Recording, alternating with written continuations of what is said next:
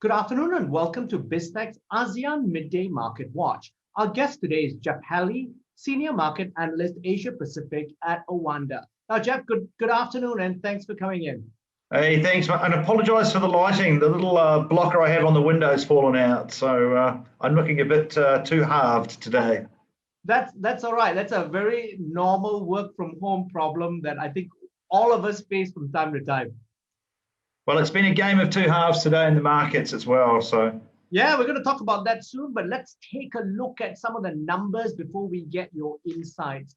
Now, we'll start close to home with the SGX. It's at 3,104.86. It's up 0.31%. Bursa Malaysia is at 1,620.5. It's up 0.3%. Over at the Nikkei, it's pretty much flat. It's up 0.05% at 29,732.39. Shanghai Composite is down 0.61% at 3,432.01. The Hang Seng is up 0.58% at 28,907.15. ASX 200 is down marginally at 0.07% at 6,761.8. And rounding off, we have the Kospi, which is down 0.17% at 3,049.99. So what's your thoughts, mate? It's a bit of a mixed day today. I think we're seeing a little bit of the cyclical rotation that we saw occur on Friday. As we know, US bond yields spiked aggressively higher on Friday, which took the heat out of the nascent rally. We saw the Dow Jones finish higher while the tech-heavy NASDAQ fell into the red. We've seen a similar sort of pattern today. The tech-heavy sort of CSI 300, Taiwan, Korea haven't had the greatest of morning sessions.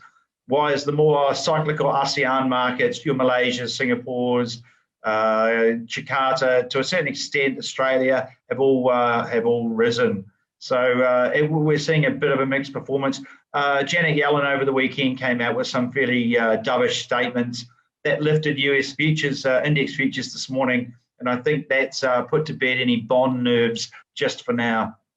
Now, I want to talk about the US and the FOMC meeting, which everyone is watching out for tomorrow and the day after. Now, some analysts are expecting the US central bank to actually revise its GDP forecast. What signals are you looking out for from that meeting? Well, certainly depending on who you talk to, the US economy is forecast to grow from between 7 and 9% this year. I think the bottom number is easily doable.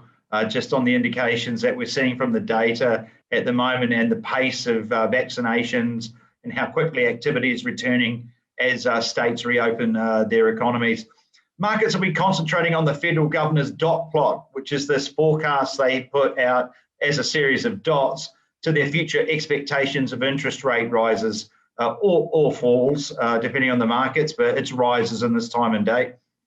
They'll be looking for signs that some of the Fed governors are bringing forward the timing of future rate hikes. And if we see that happening on the dot plots, we could be in for another bout of US bond weakness, i.e. yields moving higher again. That would probably flow over into weaker equities.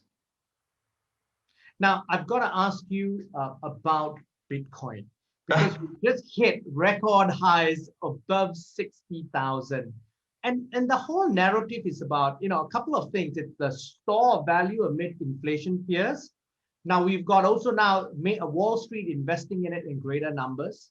There's the people spending their stimulus check effect on Bitcoin, as well as on the supply side, there are restrictions on mining in places like India.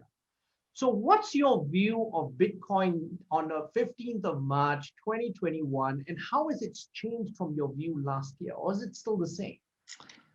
Well, I'll stick with my mantra that there's a difference between tradable and investable. And so Bitcoin went up 8% over the weekend, touched brand new highs. I started reading stories about it being a hedge against inflation, which was different from the dollar debasement hedge that we saw in previous weeks. So the US dollar rallied on Friday and it's still quite strong today. So we can put that dollar debasement story in the rubbish bin for a start. So it's clearly not hedging that. So bond yields have been tracking up since the beginning of the year. There might be something in that, but really it's not like gold. It's it's only a US inflation hedge because people believe it is. That said, there's clearly a bullish momentum there, whether it's speculative mania or the start of a brave new financial world. And so I won't disagree with that. So I can easily see Bitcoin trading up towards $70,000 this week. Yeah, I mean, if we're having 7% moves over the weekend, then that's entirely possible. So yeah, for me, it's like tradable versus investable. So I don't think that Bitcoin at this stage as a market is investable. You shouldn't be putting your pension money into it. But I fully acknowledge that from a trading point of view, there's good money to be had if you're on the right side of the trade. If you're on the wrong side of the trade, there's a lot of money to be lost. All right, tradable versus investable. I think that's the key takeaway from what you've just talked about in terms of Bitcoin. We're talking about bullish sentiment. The bullish sentiment is still around oil. Now, what are your price targets for oil in the near term? I'm looking for Brent crude to retest the $72 a barrel level, and for WTI to test $68, which are their recent highs. I don't think anything materially has changed in the oil markets. Futures spreads for future delivery are in backwardation. That suggests a supply crunch. We haven't had any news from OPEC. It's too early in the month to start thinking about April. So all things remain the same, and it's still rallying even if the dollar strengthens. To me, that shows that at a minimum, there's lots and lots of physical demand and speculative demand on any dip. So I'm looking for oil to move higher this week. Now, besides the FOMC meeting, what are the key events and data points we should be looking out for that may move markets this week? We've got US retail sales tomorrow, so if that prints much higher than expected, it's expected to fall actually, but if it prints in positive territory, that'll have the inflationists worrying again. So I would expect more dollar strength, higher bond rates, lower equities, well, particularly amongst tech stocks.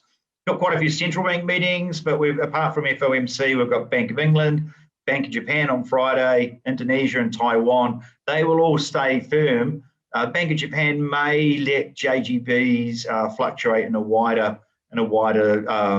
tolerance band. I think what will be interesting for Asia though is last week we saw China government-associated investment funds intervening in the equity markets to buy stocks when the CSI 300 and the Shanghai were falling quite aggressively. Now, those two indexes aren't having a great day today. So if we see a bit of an accelerating sell-off, it'll be interesting to see if the China investment funds are in there again supporting prices, because they're sort of putting a call underneath the falls in the stock market there. So if they don't appear this week, if the markets are under pressure, then Chinese equities could be in for a tough week. As it is, I think the CSI 300 is on the verge of breaking down, and the Shanghai Composite on the charts is showing a clear move to the downside as in prospect. Jeff, always a pleasure having you on the show. Cheers, mate. Now, we've been speaking to Jeffrey Halley, Senior Market Analyst, Asia Pacific at OANDA, on BizTech's ASEAN Midday Market Watch. I'm Brian Fernandez. Check out www.biztech.asia for business and technology conversations.